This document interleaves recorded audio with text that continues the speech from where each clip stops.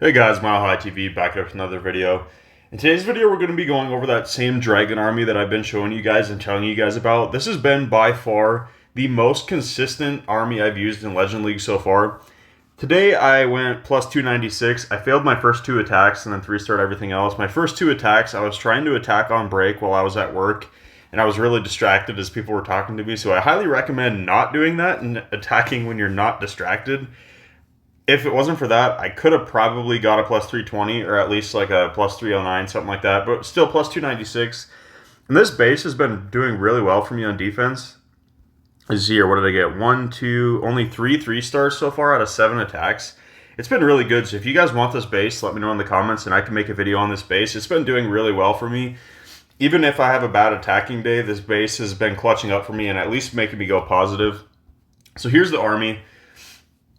Nothing's really changed. If you want to tweak it, feel completely free and let me know in the comments what tweaks you guys would make. I'm completely open to suggestions, but on the Royal Champion, I'm using the Spirit Fox with the Rocket Spear and the Electro Boots.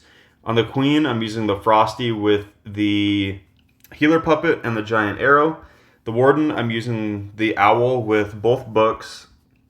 And then as you see here, my Minion Prince, I'm using the Phoenix with the regular equipments, but it's really under-leveled. It's only level 75, and my equipments are under-leveled as well, but it's still dominating in Legend League. So even if you have under-leveled heroes, this will work. Obviously, it helps if you have better hero equipment and heroes, but even if not, it still could be really good. So I'll catch you guys in my first attack. Alright, so into the first attack. This is a pretty common base. Well, not the exact base, but a pretty common style base that I'm going to run into. And basically, all I'm doing with the Royal Champion is just setting a funnel on one corner. I'm not even being greedy, and then I'm recalling her out and saving as many of my Invises as I can. But if she is going to run in and get a lot of value, you can definitely push deeper into the base with your Spirit Walk. And as you'll see here on some of the bases, I'm not going to cherry pick the replays. I'm just going to pick random ones, so I don't know which ones we'll end up seeing. But some of these, there was more value to be had, and I ended up going deeper into the base with the RC. But even right now, you could recall her out if you wanted, and you have your funnel set. But it is nice here because we can get that scatter shot.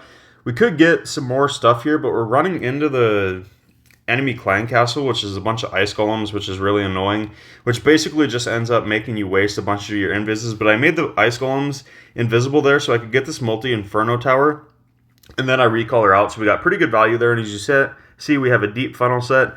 The McQueen Giant Arrow from the left side. With that, you want to be aiming for sweepers and air defenses.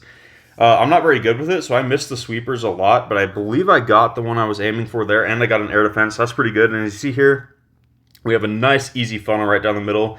We're going to deal with these ice golems on the outside first so it doesn't stall up my blimp. That is one thing you got to watch out for. Make sure you're not finding the clan castle in the middle, because you're usually going to run into ice golems, and it can freeze up your blimp, and it can make it not get to the town hall. But you see, we have a really nice funnel here. The RC set a deep funnel on one side. The Queen set a nice funnel on the other side. So you just want to hit your Warden ability, protect everything through the core, make sure your blimp gets to the town hall. Once your blimp drops, you'll rage your Yetis. The Yetis are going to get nice value here. They're going to get the town hall. And they're also going to get the monolith, I believe, or they should. And they do. The Yetimites get the monolith. And then here, as you see, I dropped the skeleton spell on the giant cannon, and I redeployed my RC and used her rocket spear ability, and now I have 4 invisibility spells to use on the Royal Champion. I used one here on this dragon to make sure that Fire Spitter went down. But you see here, now you're just basically keeping your Royal Champion invisible, keeping her safe. That was a little bit sketchy there because she was being targeted by the enemy Queen. But you see here, this is going to be completely overkilled. We got one more left. She's going to take out this multi-inferno tower, and she should also take out this new defense and the enemy Queen, actually. So huge value out of the RC on the redeploy. As you see here, we still have a ton of dragons alive. Our RC is still alive, but she is about to go down. She's going to trigger the Giga Bomb, which is actually kind of nice. Queen's full health with healers. Warden's still full health. We got cleanup around. This is absolutely crushed. We're just going to 2 times through this.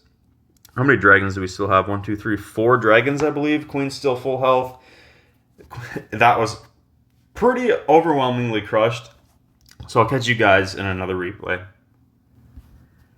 Alright, next replay. It's a pretty similar style base to what we just attacked. So again, you're just going to use your Royal Champion. I like to use her on a corner. It's just easier to set a funnel if you go in from a corner. But if there's tons of value to be had, like on one of the sides of the bases, you can feel free to do that too. This is just what I have found works for me and what I prefer, but I'm completely open to suggestions, so let me know what you guys recommend and what you guys have been doing. If you've been using a similar variation of this army, I'm completely open to that. So I just go in from the 6 o'clock side down here, and you see here it's just going to create a nice funnel. We'll get that air defense, and then really nothing else here is going to matter that much because those giant cannons don't affect my ground troop or my air army at all as they're ground targeting defenses, but it is nice to get them out so you don't have to worry about them targeting your queen or anything like that, or your royal champion when you redeploy. So I'm just going to get the builder hut here, and then I'm going to recall her out. I don't want to go for the town hall. That would be too greedy, and I don't need to because I have the Yeti blimp. And you see here I'll use the skeleton spell, which I really didn't need because all it is over there is a ground expo. I really didn't need that. I should have saved it for the monolith, but it's not going to matter too much. We actually have witches coming out of the clan castle this time instead of ice golems, which is pretty rare. If you see witches, that's perfect because your dragons will melt through those witches like they're nothing. Ice golems are the most annoying by far, which I'd say over 90% of the bases you run into are going to be having defensive ice golems, which can be really frustrating. So if you can lure the ice golems out with your royal champion and then fight them on the outside of the base with your queen at the beginning, that is really good. And see, one ice golem does come out. I believe it's just one, but it's not going to matter because my blimp's already to the town hall. We got a massive spread on these dragons all the way across the base. We frosted the middle of the base over with the minion prince ability, and it got huge value. It got a multi-inferno, it got a scatter shot, it got a fire spitter, it got some more too. I'm not sure exactly what, but we do use an invis on one dragon again here to make sure that fire spitter goes down. So you can look out for things like that too. And you see the royal champion we redeployed from the north up here. She's going to run into the queen. So I do send in a headhunter, but the queen's going to probably step into the invis. It's not going to go down anyway. So we're just going to make all that invisible. Queen's almost dead anyway, so my Electro Boot aura should take her out, no problem. You see here we still have an invis left, and there's really nothing here that can damage my RC except for the two heroes at the bottom. But the minion prince is almost dead. We only have one dragon alive on this one, but all of our heroes are still alive. So it really wasn't that close. And as you see here, the royal champion takes out the minion prince, and we don't even have to fight this king. We can just go past the king. But it's not going to matter because our dragon will absolutely melt him. We got a couple minions in there. Our queen's still full health with the healers. So this one looked a lot closer, but really it was pretty well crushed because our queen wasn't going to die. Our dragons did thin out a little bit. And all we got left is the hero hut. And that is another crushing 3-star. So I'm going to hop into one more replay, and I'll catch you guys there. Alright, so this is actually a really common base, and I actually was looking at a couple replays. I attacked this base 2 attacks in a row in Legend League. So this is a very common base you're going to run into. And I used this exact same approach both times and 3-starred it both times.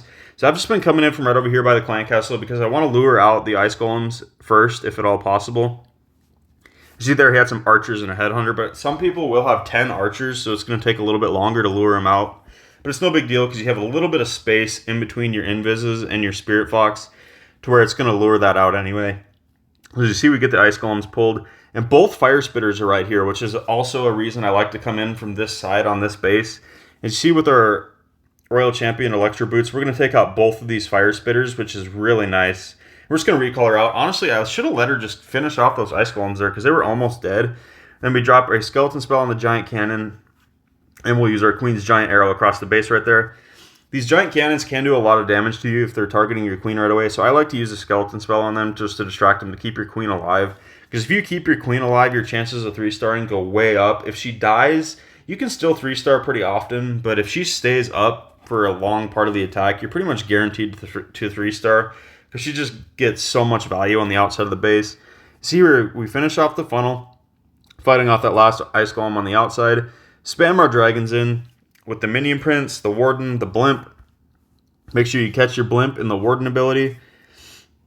And then it will make it to the town hall. Another reason I like this base is because these two buildings right here next to the monolith were both air sweepers rather. So it's really easy to hit them with the giant arrow, and then you don't have to worry about them at all. As you see here, we make the queen invisible because she was about to die. Nice to keep her alive. We don't have as many invises left this time, so I'm going to drop my RC out in front of my queen to try to keep her up and try to help with this main army here. Because it is thinning out there. As you see, our minion prince did go down, but he does come back to Phoenix, and he's going to get some nice value. He takes out the enemy royal champion, takes out the air defense, which is really nice. We still have one Invis left on our Royal Champion, which is basically completely full health. Our Queen's healed back up to full. We have tons of dragons alive at the top. As you hear, this is going to be absolutely crushed. The only things that can really damage our dragons, the Royal Champion is coming in behind and taking them out. We have 1, 2, 3, 4, 5 dragons alive, I believe. Warden's still alive. Royal Champion's not even going to die. Queen's still full health. Absolutely crushed. So this is by far the most consistent army I've been using. But again, if you guys have any tweaks you like to make to this army, let me know in the comments what variation you guys are running. I'm completely open to that. Even what kind of, if you guys changed up your hero equipment, stuff like that, I'm open to that, and I'm curious what you guys are using. Let me know in the comments how this works for you guys. Drop a like if you guys enjoyed, and I'll catch you guys next time.